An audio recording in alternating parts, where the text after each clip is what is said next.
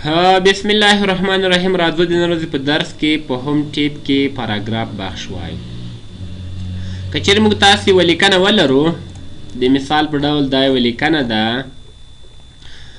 په دې لیکنه کې موږ تاسو راځو دا شیان ټول پې عملي کوو. لومړی لیفت الاین ټکسټ لیفت، چپ طرف ته دغه لیکنه ترتیب کړئ.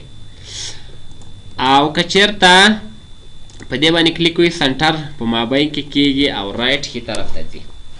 نو دلته د دې په واسطه موږ تاسې کولی شو لیکنې په مختلفو موقعیتونو کې ځای په ځای کړو. جسټیفای د څه شي لپاره کارول کیږي؟ که تاسې وګورئ دغه کرښه لومړۍ لنډه ده، دویمه لږ اوږده، درېیمه تر ټولو اوږده، څلورمه تر ټولو لنډه. نو دلته یو عدم نظم یا بېنظمي شتون لري، نو ته وایه چې دا بېنظمي ورکه کړه، نو ټولې کرښې یې مساوي کړئ.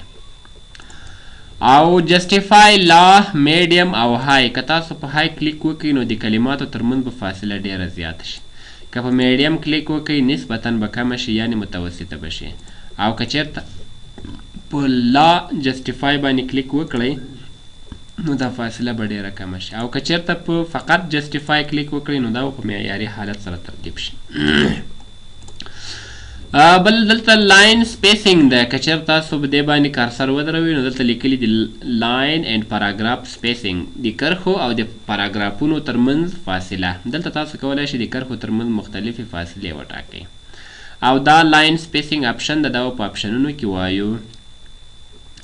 او دلته لیکلي دي اډ بیفور پاراګراف، یعنې مخکې له دې چې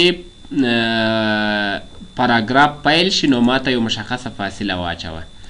او په دې کې ریموو معنا هغه فاصله له منځه یوسه، دا بله فاصله هم له منځه یوسه.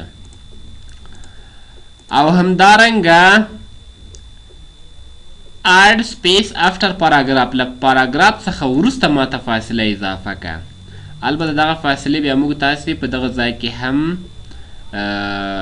کمولی او زیاتولی شو. مثلا مخکې هم له پاراګراف څخه مخکې او همدارنګه دا فاصله کمه کړئ، او له پاراګراف څخه وروسته د یوې فاصلې زیاتول او کمول.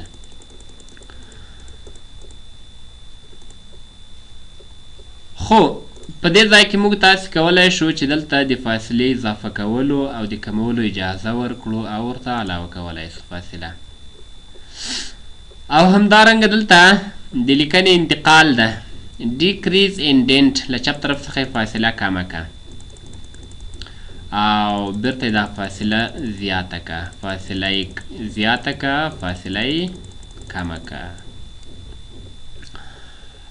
او دا ټکسټ ډایرکشن ده، دا درېیمه یو ځل یې پرېښي دي، دا به وایو ټکسټ ډایرکشن.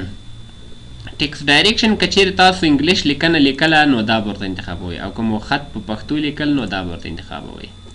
انګلیش لپاره دا او د پښتو لپاره دا. د دې ستونزه چې ده که چیرته انتخاب نه وي، د مثال په ډول اوس انګلیش لیکل انتخاب دی. که چیرې تاسو مثال پښتو لیکل وغواړئ، ځینې ځوانان یې په دغه ډایرکشن په دغه ترتیب باندې کلیک وکړئ، دې ته پلاوی راواړئ، دلته پښتو لیکل کوي پښتو، بیا انګلیش لیکل وغواړئ، فرض مثال پښتون پښتو، بیا چې بیرته پښتو لیکل کوي نو دا داسې بې نظمه کیږي. نو د دې وجه دا ده چې تاسو باید د پښتو لیکنې لپاره له ښي ډایرکشن څخه استفاده وکړئ. د مثال په ډول زه ډایرکشن پښتو ته ښي طرف ته اړومه، نو اوس که زه چېرته په پښتو باندې خط لیکم، پښتو لیکل، او یا اتومات اوس آلټ شفټ مې ووهل، لیکنه مې هغه ته واړوله انګلیش ته پښتو. نو که زه اوس بیرته پښتو لیکل وغواړم نو ستونزه له منځه ځي، ستونزه نه پکې رامنځته کېږي. نو په دې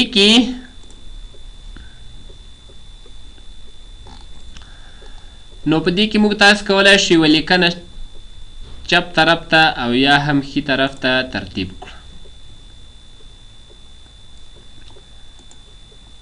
چپ طرف او ښي طرف.